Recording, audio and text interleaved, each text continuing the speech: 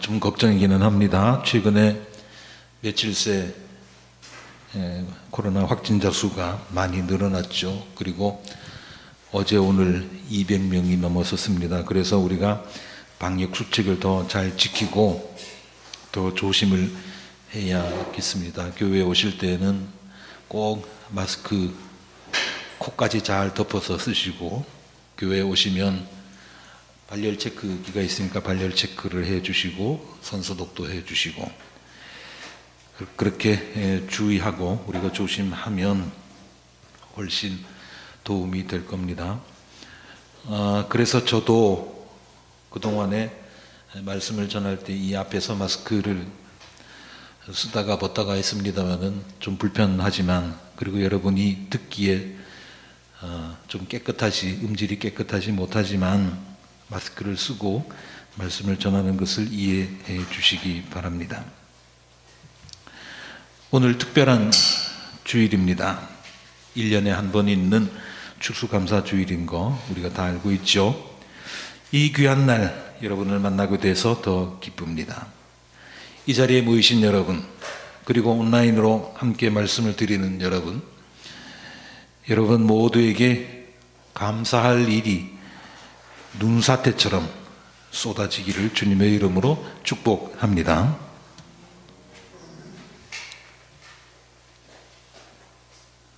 최근에 평균 수명이 부쩍부쩍 올라가고 있죠. 누군가가 세상을 떠났다 하는 부고를 받아보면, 예전에는 향년 80세 그러면 아이고 장수하셨네, 오래 사셨네 그랬습니다. 호상이네 그랬습니다. 그러면 그 집에서는 초상이 났지만은 그렇게 애곡을 하지 않아도, 울음소리가 크게 나지 않아도 흉이 되지 않았습니다. 근데 요즘은 향년 80세 그러면 아이고 좀 더 사셨으면 좋았을 걸, 이런 말이 나옵니다. 웬만하면 90이 넘어서 세상을 떠나죠. 그래서 그런지 언젠가부터 환갑잔치가 사라졌습니다. 칠순잔치도 안 합니다. 제가 대학원 다닐 때 큰 가르침을 주셨던 교수님들이 여러 계셨는데, 그때가 1970년대 말부터 80년대니까 벌써 40년 전의 일입니다. 당시에 저를 가르치셨던 교수님들이니까 이제 연세가 상당히 높죠. 그 가운데서 두 분이, 저와 각별한 관계가 있는 두 분이 100세가 되셨습니다. 그래서 백수 기념 학회를 한답니다. 이처럼 나이가 100살쯤은 돼야 어디다가 명함을 내밀고 행사를 여는 시대가 되었습니다. 다행스럽게도 이 두 분은 여전히 건강하시다고 들었습니다. 이렇게 오래 사는 시대가 됐는데 문제는 건강이죠. 건강하게 우리가 오래오래 살아야 됩니다. 여러분도 건강하게 오래오래 살면서 우리가 더 많은 시간을 서로 보면서 아끼면서 사랑하면 좋겠습니다. 건강하지 않은 상태로 오래 사는 것은 본인에게도 불행이고 주변 사람들에게도 걱정을 끼치는 일이죠. 재미있는 통계가 하나 있습니다. 우리는 죽음 앞에서는 누구나 평등하다고 생각하죠. 이 세상 사람이 다 때가 되면 죽습니다. 대통령이든 일반 시민이든 부자든 가난한 사람이든 모두가 죽음을 피할 수는 없습니다. 그런데 빅데이터를 분석을 해보니까 역시나 그렇구나 하는 게 있었습니다. 뭐냐면 부자들이 가난한 사람들보다 더 오래 사는 겁니다. 돈으로 죽음의 때를 미루는 거예요. 미국의 경우에는 소득 상위 1%에 드는 여성은 하위 1% 여성보다 오래 산대요. 얼마나 더 오래 살겠습니까? 상위 1% 소득이 굉장히 많은 그 사람들, 이거 여성 얘기입니다. 소득 상위 1%의 여성들은 하위 1%의 여성보다 오래 사는데 평균 10년을 더 오래 산답니다. 남자의 경우는 그 격차가 더 커져서 상위 1%에 있는 사람들이 하위 1%에 있는 남자들보다 15년을 더 오래 산답니다. 이렇게 죽음이 모든 사람에게 평등한 것 같아도 사실은 그렇지가 않다는 거죠. 그러면 부자하고 가난한 사람만 이렇게 수명 차이가 나는가? 다른 이유는 없겠는가? 그거는 아닙니다. 사람의 수명에 영향을 끼치는 요소 많지만 그 가운데는 이것보다 더 중요한 게 있습니다. 잘 사느냐 못 사느냐 하는 것보다 더 중요한 게 있다는 얘기예요. 잠언 17장 22절. 자, 여기 앞에 화면에 나와 있으니까 우리 같이 한번 읽어보겠습니다. 시작. 즐거운 마음은 병을 낫게 하지만 근심하는 마음은 뼈를 마르게 한다. 아멘. 즐거운 마음은 병을 낫게 하지만 근심하는 마음은 뼈를 마르게 한다 그랬습니다. 뼈가 마른다는 게 뭐예요? 큰일 날 일이 아닙니까? 우리가 즐거운 마음을 가지면 웬만한 병은 다 낫습니다. 돈 주고 병원에 가서 치료받지 않아도 나을 수 있다는 거예요. 그렇다고 병원에 가지 말라는 말씀은 당연히 아닙니다. 병 나면 병원에 가야죠. 그리고 치료를 받아야죠. 미련하게 시간만 끌다가는 병이 커져서 낭패를 볼 수도 있습니다. 그렇지만 우리가 즐거운 마음을 가지고 살면 병원 갈 일이 훨씬 줄어든다는 거, 이거는 분명한 일입니다. 사람의 몸이요, 뭐 어제 저녁이나 오늘 아침이나 별 차이가 없는 것 같죠. 하룻밤새 뭐 그렇게 크게 차이가 나겠습니까? 물론 갑자기 아침에 얼굴이 붓는다든지 피부가 까칠해진다든지 뭐 그런 일은 가끔 있을 수 있겠지만은 그래도 전체적으로 볼 때는 크게 차이는 안 납니다.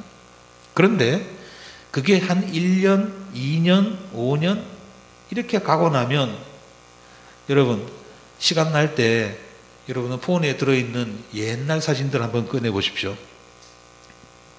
한 5년 전 사진만 봐도 아이고 내가 이렇게 젊었구나, 내가 이렇게 싱싱했구나 느낄 수 있을 겁니다. 세월이 그렇게 가는 거예요. 내 인생에서 가장 젊은 날은 바로 오늘입니다. 오늘이 지나면 자꾸 조금씩 늙어가게 되죠.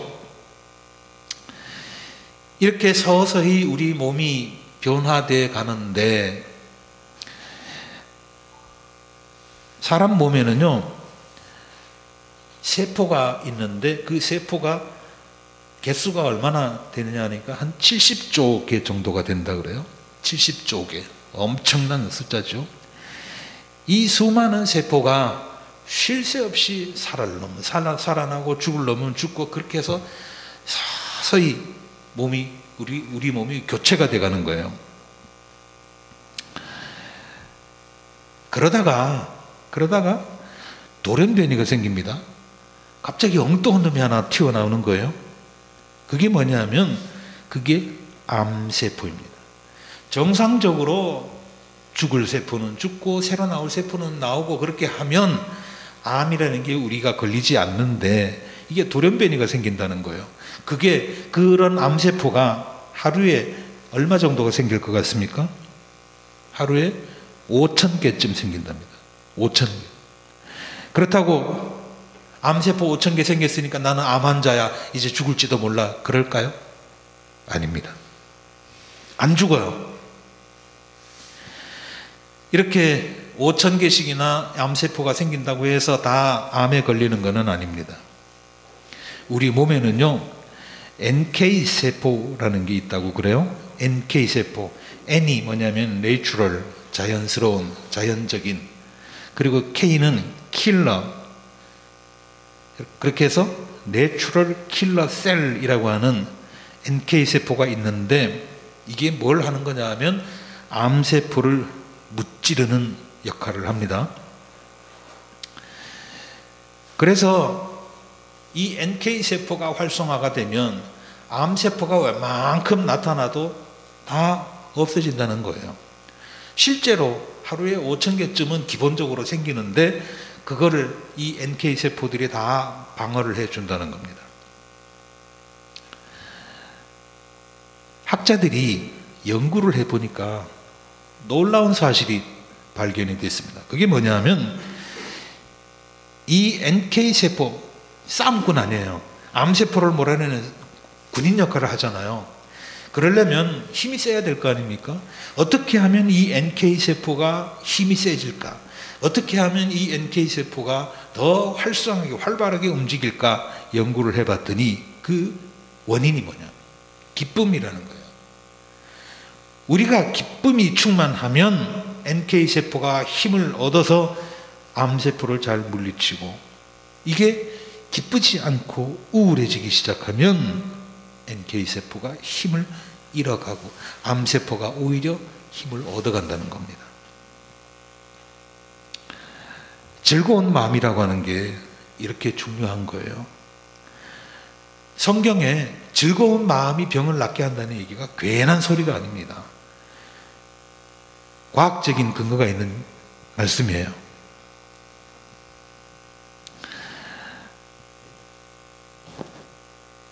그러면 이 즐거운 마음 어디서 옵니까? 어떻게 하면 우리가 즐거운 마음을 만들 수 있습니까? 이게 즐거운 마음이라고 하는 게요, 제가 전에 말씀드렸잖아요. 사람이 우울증에 걸리는 사람한테, 야, 왜 좀 밝게 생각 좀 해, 긍정적으로 좀 생각해, 괜찮아질 거야, 왜 그렇게 생각 안 하고 자꾸 어두운 생각만 해, 부정적인 생각만 해, 그렇게 말하는 사람이 있잖아요. 그게 뭐하고 같은가 하면, 우울증이라고 하는 거는 밝은 생각 자체를 못하는 거예요. 긍정적인 생각이 안 되는 게 우울증입니다. 그거는 뭐하고 같은가 하면, 다리가 부러졌는데 야, 일어나 걸어봐, 왜 걸을 생각을 안 해? 하는 거랑 똑같다는 거예요. 이거 마음대로 안 됩니다. 그래서 하나님께서는 우리에게 데살로니가전서 5장 16절에서 18절까지 말씀을 주신 겁니다. 자, 이것도 같이 한번 읽어보겠습니다. 시작. 항상 기뻐하십시오. 끊임없이 기도하십시오. 모든 일에 감사하십시오. 이것이 그리스도 안에서 여러분에게 바라시는 하나님의 뜻입니다. 아멘. 이거예요. 첫째는 기뻐하라 했죠. 기쁨. 그 다음에는 기도하라 했죠. 기도. 그 다음에는 감사하라고 했습니다.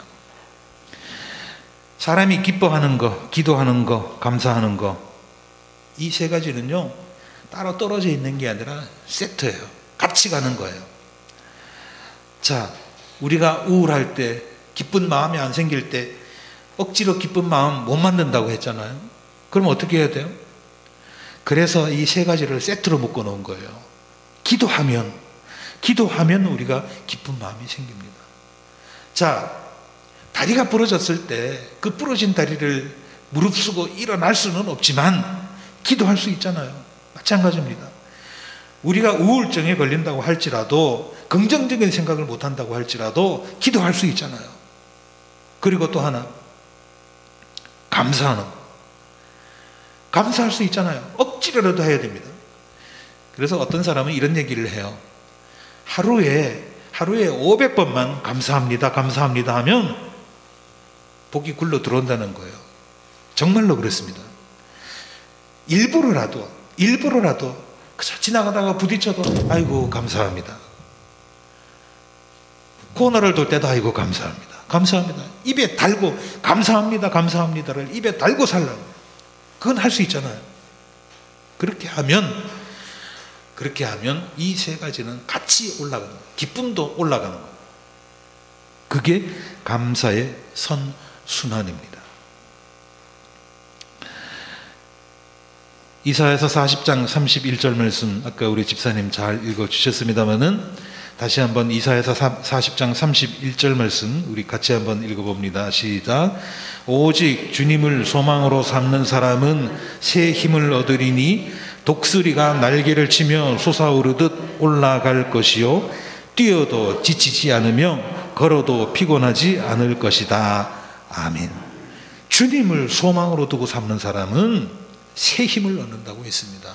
새 힘을 얻는다는 거예요. 어제 힘이 아니라 새로운 힘을 얻는다는 겁니다.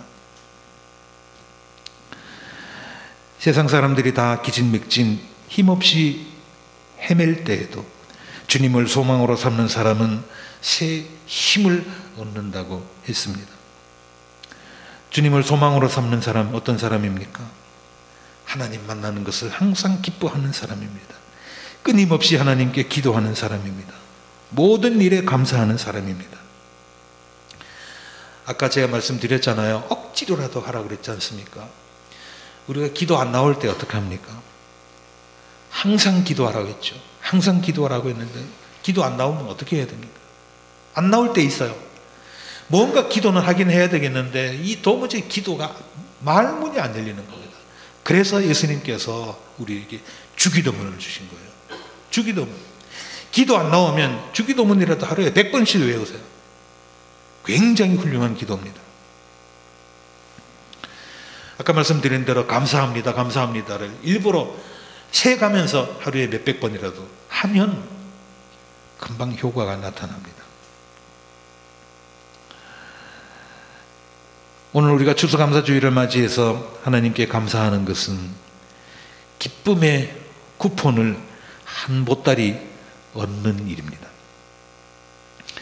이렇게 예배를 드림으로써 우리의 기쁨이 커지는 거죠. 새 힘을 얻게 됩니다.